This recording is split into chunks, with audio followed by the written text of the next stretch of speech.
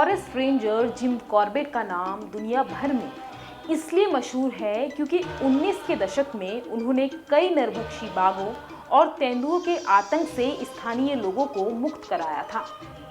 उत्तराखंड के चंपावत जिले में भी इनका नाम काफ़ी मशहूर है। कहते हैं कि जिम कॉर्बेट का उत्तराखंड के चंपावत जिले की सीमा क्षेत्र से खासा लगाव रहा है और अपने रहते जिम कॉर्बेट ने चंपावत में एक नहीं बल्कि कई बाघों को अपना शिकार बनाया।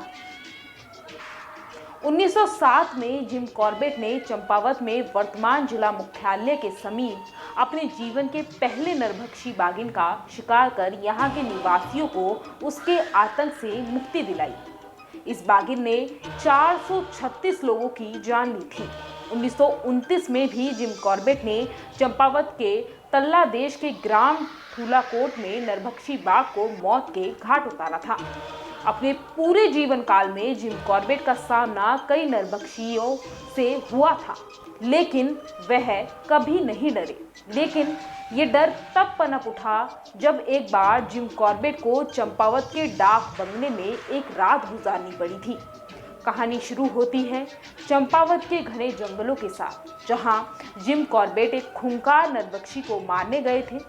चंपावत के घने जंगलों के बीचों बीच जिम कॉर्बेट की ड्यूटी लगी थी और उस दिन रात गुजारने के लिए जिम कॉर्बेट को चंपावत के डाक बंगले में रुकना पड़ा था।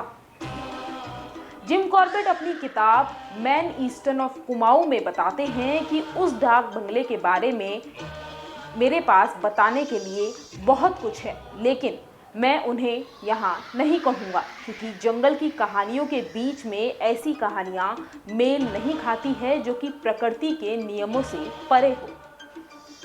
जिम कॉर्बेट अपनी किताब में बताते हैं कि खूंखार नरभक्षी को मारने के लिए उनकी ड्यूटी चंपावत के जंगलों में लगी थी। दिन में जंगलों में घूमने के बाद जब वह डाक बंगले की ओर लौटे तो उन्हें अजीब सी अनहोनी का एहसास हुआ।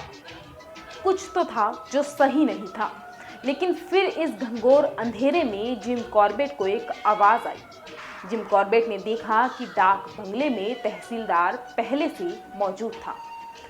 जिम तहसीलदार की ओर बढ़े और फिर उन्होंने और तहसीलदार और वहां मौजूद चौकीदार को अपनी पूरी दिनचर्या के बारे में जिम ने उन्हें बताया। जिम और बाकी लोग आपस में बात ही कर रहे थे कि फिर तहसीलदार ये कहते हुए वहां से उठ गया कि मुझे लंबा सफ़र तय करना है और अभी मुझे निकलना चाहिए। जिम कॉर्बेट कहते हैं कि उस समय मुझे किसी खतरे के होने का एहसास हुआ था। तहसीलदार ने अंधेरी रात में घंघोर जंगलों के बीच से जाने का फैसला लिया था। अपनी किताब में जिम कॉर्बेट लिखते हैं कि ऐसी जगह जहां लोग बाघ के डर से दिन में भी झुंड बनाकर निकलते हैं, उस अंधेरे में तहसीलदार जंगल से घर जाने के लिए निकला था। तहसीलदार को 4 मील की दूरी तय करनी थी और उसके पास एक आदमी और रोशनी के लिए धुआं उड़ाते हुए एक छड़ थी। जिम कॉर्बेट ने तहसीलदार को जाते हुए तब तक देखा जब तक वह अंधेरे से ओझल नहीं हुआ। इसके बाद जिम कॉर्बेट ने अपनी टोपी उठाई। उस रात की कहानी को आगे बढ़ाते हुए जिम कॉर्बेट के भतीजे मॉरिस नेस्टर बताते हैं कि उस रात चंपावत के डाक बंगले में जिम अकेले नहीं थे, उनके साथ बहादुर खान भी थे। मैरिस नेस्टर बताते हैं कि डाक बंगले में गुजारी पहली रात के समय बहादुर खान डाक बंगले के आगे तैनात थे। बहादुर खान जिम कॉर्बेट के चौकीदार थे और वह डाक बंगले के आगे तैनात थे, जबकि कॉर्बेट के अन्य साथी बंगले के पीछे लकड़ियों के भंडार घर में थे। जिम डाक बंगले में सोने तो चले गए थे, लेकिन बहादुर खान ने कॉर्बेट के परिवार के किसी सदस्य को बताया था कि डाक बंगले में सब कुछ सही नहीं है। बहादुर खान ने अपने डर को बयां करते हुए बताया था कि कैसे तहसीलदार ने डाक बंगले में रुकने की बजाय आदमखोर बाग के इलाके से अंधेरे में होकर निकलना चुना। बहादुर ने आगे बताया था कि रात के पहर में उसने कॉर्बेट के कमरे से बहुत ज़्यादा शोरगुल सुना। अचानक कॉर्बेट ने दरवाज़ा खोला और वह बाहर बरामदे की तरफ हाँफता हुआ आया। जब बहादुर खान उनके पास पहुंचे तो उन्होंने देखा कि कॉर्बेट ने कमीज़ नहीं पहनी है। उनका शरीर पसीने से तर था और उनके बाल पसीने में ऐसे भीगे थे मानो किसी ने पानी से गीले किए हों।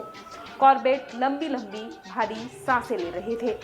कॉर्बेट के इस तरह बाहर निकलने से और लोग भी वहां जाग गए।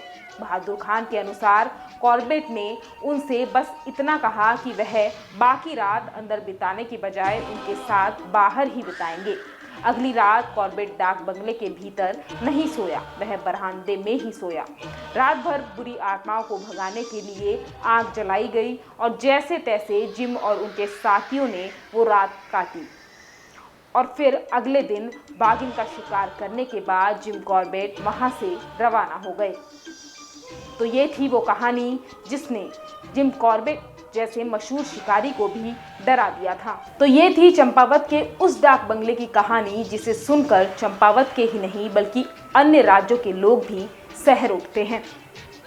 फिर मिलेंगे एक नई कहानी के साथ, तब तक के लिए इतना ही। आज ही डाउनलोड करें देवभूमि इंसाइडर ऐप।